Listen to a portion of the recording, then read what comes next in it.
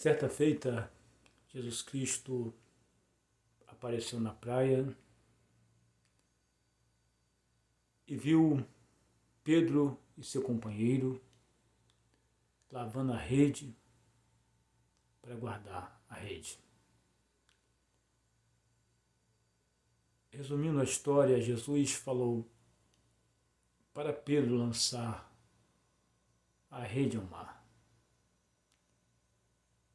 Pedro, ele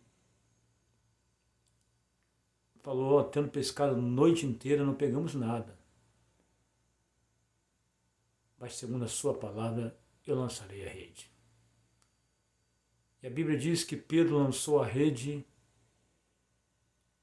e trouxe muitos peixes a ponto de a rede quase rasgar. Teve que pedir ajuda para poder tirar a rede do mar. E Pedro, naquele momento, foi chamado não para ser mais pescador de peixes, mas para ser pescador de homens. E Pedro começou a pescar homens, junto com Jesus Cristo.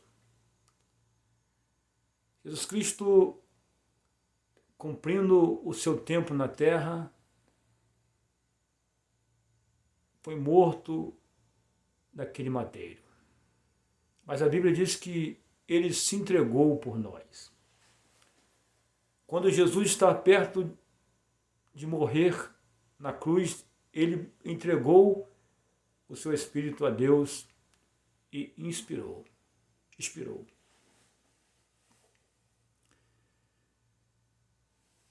E ali foi a nossa redenção, a morte de Cristo na cruz do Calvário. Jesus Cristo morreu, Pedro chegou a voltar de novo para o ofício de pescador, mas logo após Jesus apareceu para Pedro e para os seus discípulos. Resumindo, Pedro virou um pastor de ovelhas, um pescador de almas. Em um de seus discursos, Pedro ganhou milhares de almas para o Senhor Jesus Cristo. E pregando, Pedro, com a sua vida, com o seu testemunho, Pedro conseguiu êxodo diante do Pai, ao ponto de, a Bíblia diz que a sombra de Pedro curava. As pessoas endemoniadas, pessoas doentes, ficavam nos cantos, nas beiras das ruas, e Pedro passava e a sua sombra curava, e também os demônios eram expulsos através da sua sombra, de tanta unção que Pedro tinha em sua vida. E para nós é uma honra ser um pregador da palavra de Deus. Alguém fala que essa unção acabou nos apóstolos, a unção de cura, a unção de maravilha, não acabou nos apóstolos, não acabou, continua ainda. Só que também nós temos que abrir mão e buscarmos o poder de Deus para sermos usados como Pedro foi.